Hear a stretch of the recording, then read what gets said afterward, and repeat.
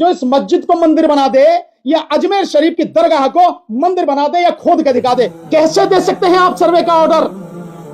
और कैसे उस ऑर्डर को आप सही ठहरा सकते हैं जब ये कानून कह रहा अबे विष्णु शंकर या और भी कोई, क्या इस कानून से बड़ा है तू? या तेरे जैसे जितने भी हैं कि कानून से बड़े हैं, वो क्या देश कानून से चलेगा या तेरे सपने से चलेगा या किसी के सपने से चलेगा? हर कोई आके खड़ा हो जाता। और आज सरकार है वहां, जिस दिन सरकार जाएगी ना, ये विष्णु शंकर इसे जितने भी हैं ये किस बिल में घुस जाएंगे ना पता भी नहीं लगे। ये कानून पढ़ ले, काला कोट पहनने का ना, इसे कानून को पढ़ ले, बता दे रहे कानून क्या है। ये जो हुआ है, 5 बच्चे मारे गए, इतने लोगों की चोट लगी है, और संभल मामले में जिस तरह की चीजें आ रही हैं, जो न्यूज लॉन्ड्री ने जो पूरी रिपोर्टिंग की है, वहां का जो साथी है अवधेश कुमार, उसने जो रिपोर्टिंग की, आपकी रिपोर्टिंग देखिए आप, वो ये कह रहे हैं कि जब भीड़ इस गली से भागी तो पीछे पीछे बहुत सारी पुलिस भागी। अब भीड़ तो निकल गई, लेकिन पुलिस वाले जो हैं उन घरों में जाके उनके दरवाजे तोड़ के, उनकी खिड़कियां तोड़ के, उनमें रखा हुआ सामान, चाहे वो वॉशिंग मशीन हो या कुछ भी हो, उनको तोड़कर और वहां ढूंढ रही है। किसी को आप किसी के घर में घुस रहे तो आप कम से कम खिड़की को दरवाजा खटखटाएंगे तो सही भाई कोई है। और यही नहीं, आप देखिए एक महिला जो कह रही है, महिला कह रही है कि मेरी बेटी को खींच कर ले गए। पूछा कहां है? चंदौसी थाने में रखा हुआ है। बेटी को खींच के ले गए। अरे उसका क्या कसूर था? घर में से उस बेटी को ले गए, एक बेटी को ले गए, और वो कह रही कि उस औरत को भी ले जा रहे थे, लेकिन उसका बच्चा छोटा था तो उसको छोड़ के कभी इसे रहने दो, इसका बच्चा छोटा है। मतलब इस कदर बेशर्मी, उनका क्या कसूर है? ये पुलिस वाले कह रहे हैं। और जो एक लड़का हॉस्पिटल में भर्ती है वो कह रहा है कि हमें ये कहा कि तुम्हें बचने का यही है। पुलिस वाले ये क्या कहेंगे उनको धमकी देके कि तुम्हारे बचने का यही है कि 10 लोगों के नाम बताओ और कंप्लेंट तुम्हारी तरफ से होगी, तुम्हारी तरफ से कंप्लेंट होगी। यानी फर्जी कंप्लेंट करा रहे हो। और जब एसएसपी से वो पूछ रहा तो एसएसपी कह रहा कि 7 एफआईआर हुई है। अरे घटना एक है तो 7 एफआईआर कैसे होंगी भाई?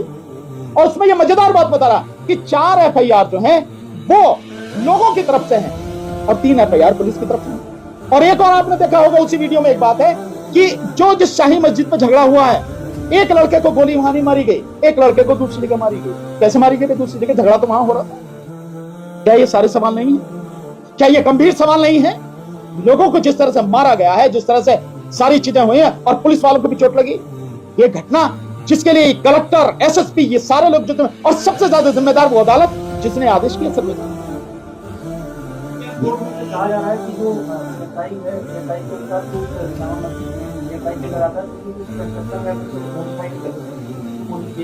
मॉडिफिकेशन की बात ही नहीं है भाई। नहीं, अब तो आप जो चाहे तर्क दे दो। आप भाई तर्क आपके हैं, क्या बाकी जो लोग हैं उन्होंने जाके देखा है कि तुम जो कह रहे हो? ये तो डिटेल जांच का विषय है, चर्चा का विषय है। दिखा भाई तेरे पास क्या सबूत है? वो तो नहीं है ना। और जब आप हो भी रही है, माना आप सर्वे कर रहे हैं, तो रिपोर्ट आप कैसे पब्लिक कर सकते हैं? आप कैसे सारी चीज कर सकते हैं? और कैसे सर्वे टीम के साथ में वो भीड़ जा सकती है जो जय श्याम के नारे लगा रही है? कोई नियम कायदा कानून तो होगा। अगर कहीं किसी को भेजा जा रहा है सर्वे के लिए, एएसआई की टीम जा रही है, तो वो सरकारी अधिकारी कर्मचारी हैं, वो जा सकते हैं। चलो अगर हो गया, हालांकि ये कानून बिल्कुल स्पष्ट रूप से मना कर रहा है, ये कानून गैर कानूनी काम हो रहा, पर उनके साथ में भीड़ के जाने का क्या मतलब? कैसे जा रही है भीड़? ये सोची समझी साजिश के तहत है। और महाराष्ट्र के हर जिले में लोग सड़क पर निकले हैं। उस गांव में, जिस गांव ने वोट दी, पूरा का पूरा गांव, हमें एक वोट भी नहीं, वो गांव निकल के सड़क पर। इसलिए ये जो मामला बढ़ रहा है, इसमें इलेक्शन कमीशन है, इसलिए बदायूं को उठाया जा रहा है। इसलिए जिस तरीके से आप लगातार देखिए तो वर्षिप एक्ट 1991 का मेंशन कर रहे हैं, लेकिन सुप्रीम कोर्ट ने इसका मेंशन भी नहीं किया। लोग सुनवाई कर रहे थे 15 तारीख के दौरान, उस तक टिप्पणी देखने को नहीं मिली सुप्रीम कोर्ट। नहीं हो सकता है उन्होंने देखा नहीं देखा, मैं नहीं कह सकता, मुझे इसकी पता नहीं है। लेकिन वो टिप्पणी करें ना करें, ये मान लेते हैं कि उनको ज्ञान होगा, सुप्रीम कोर्ट का जज है, उन्हें इसका ज्ञान होगा प्लेसेस ऑफ वर्शिप एक्ट का, मान लेते हैं। और अगर नहीं भी मानते तो वाकई पढ़ना चाहिए। और ये जो मामला उन्होंने वहां भेजा है, मेरे से ये सवाल पूछा वही सवाल अमेरिका वालों ने कि साहब ये जो वहां भेजा है कोर्ट ने, हाई कोर्ट के लिए, इसके विषय में मैं ये मानता हूं कि जब आप स्टे कर रहे हैं तो आप ही फाइनली डिसाइड कीजिए ना इसको।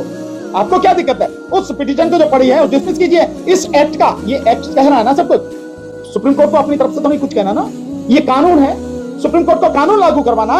तो ये कानून जब कह रहा है, इस कानून का हवाला देते हुए आप तुरंत वो जो पिटीशन पड़ी है उसको खारिज क्यों नहीं करते? वो सारी प्रोसीडिंग्स खारिज क्यों नहीं करते आप? तो आप क्यों भेज रहे हैं उसको इलाहाबाद हाई कोर्ट? उसकी जरूरत नहीं थी।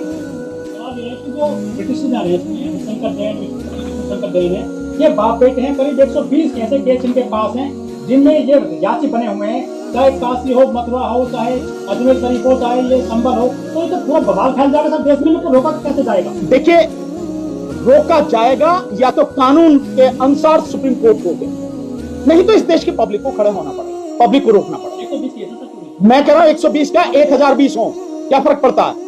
कानून से ऊपर तो नहीं है। ये इतनी देर का काम है, 120 नहीं 1 लाख केसेस भी हो, ये कानून कहता है कि नो, कुछ नहीं, सारी कार्रवाई बंद, कुछ नहीं होगा। और मैं कह रहा हूं ये मैंडेटरी प्रोविजन है, सेक्शन 3 और सेक्शन 4 के मैंडेटरी प्रोविजन है। और करता है ये दोनों जो बाप बेटे कर रहे हैं, इन्हें पकड़ के जेल में डाल देना चाहिए, 3 साल तक की सजा और जुर्माना है, ये करना चाहिए, इनका काम ये करना चाहिए। कोर्ट का काम है ये कि जो इस देश में बवाल खड़ा करने की कोशिश कर रहे हैं, पर क्यों कर रहे हैं, इसके पीछे है आरएसएस। ये बाप बेटे कुछ नहीं कर सकते, इनकी औकात कुछ नहीं है।